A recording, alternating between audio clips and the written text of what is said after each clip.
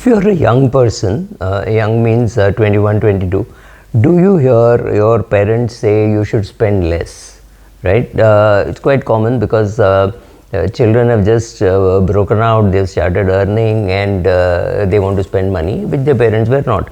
Or in case parents were also spending, then the kids are spending much more than what the parents thought that the kids would spend. So the parents are saying don't spend, pushing you to say don't spend, right?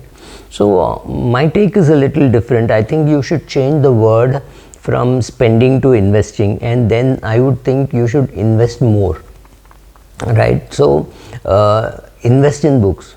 You know, if does a parent say don't buy books, don't spend on books?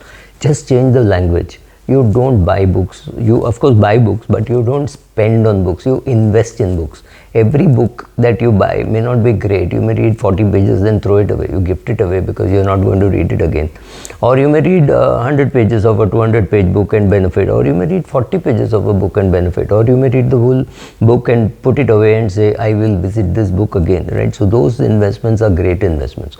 Investing in books, investing in education, especially good quality education from a good brand. This is the only place where I'm brand conscious, is very useful because everybody else who has come to that place has gone through the whole process of buying that, right? So if you are in India, you are a chartered accountant or you're an IIT engineer and you want to do MBA and you get fantastic GMAT scores and you get into an Ivy League, yes, it is going to cost you 2 crores, maybe 2 crores plus. The whole, just the admission process is going to cost you 10 lakhs. Yes, it is expensive, but that is a good investment, right? So investing in education, accept it or don't accept it, the fact is education abroad in US is going to be expensive. It can't be cheap. The dollar is still a strong currency. Next 30-40 years, whatever happens, I don't think the US is slipping from that number 1 position, maybe number 1 position to what? I can't see any great competition. So it's still worth investing in education in the US, not in Canada, not in Australia, not in UK, not even in France. I wouldn't put it, I wouldn't want you to spend money in Europe or Australia or Canada. No, that's an option which people take because they don't get into good Indian institute. I'm not getting, maybe Singapore, yes, US, yes, but be careful. Okay, I digressed. Similarly, invest in self-improvement, whatever it is. If you are afraid of public speaking, invest in public speaking lectures. You want to learn a language, you want to learn Spanish, you want to learn Chinese, you want to learn French, whatever. However, if you think that is going to be useful and you want to spend, so spending on education, spending on books, spending on self-improvement, definitely worth spending. So don't call this spending because you're investing in education, investing in books and investing in self-improvement. I think you should invest even in celebrating memories, right? So so it's your parents, your father's 80th birthday or your father's 70th birthday and you want to celebrate it. Just go ahead and celebrate it because you're going to remember those. So investing in memories, whether it is a wedding or a birthday or a family function or a family get together done in a third location, right? So 20 of you have got together, 30 of you have got together.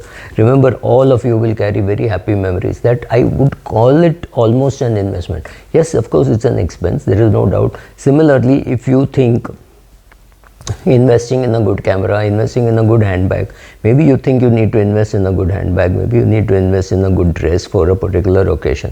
These are good investments. These are not to be treated as expenses.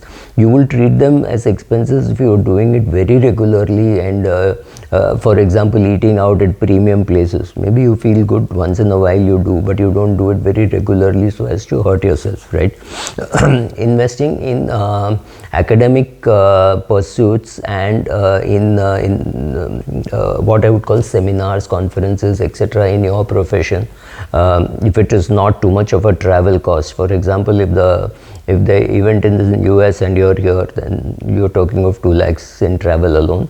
Then you may have to be a little worried whether you can, but otherwise investing in attending all these conferences where you go and meet interesting people, could be a potential employer, and if you're very young, maybe a potential spouse, definitely worthwhile. I mean, these are just on the side, but I'm saying definitely worthwhile to know what thought process is happening in your industry. So if you can afford it, you should be able to do it, but largely it's an investment, not really a spending.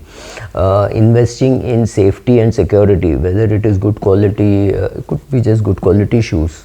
If you wear a shoes which covers all your toes, the probability of your falls by 50%. This is what one doctor told me. So covering your toes while walking fast. So a shoe is a good investment. Investing in good sleep, good exercise and good nutrition is definitely worthwhile. So good sleep, maybe you invest in a good mattress. I wouldn't call it just spending on a good mattress. It's not something to be trivialized, because 1/3 of your life you spend there, right?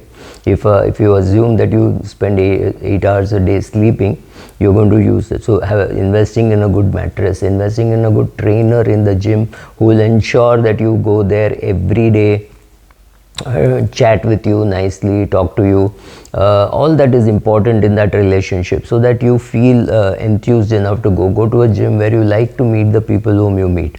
If it's a place where you pick up fights and it is dirty, it is crowded, it is noisy, you may not want to go there. So investing in a good gym, investing in good nutrition.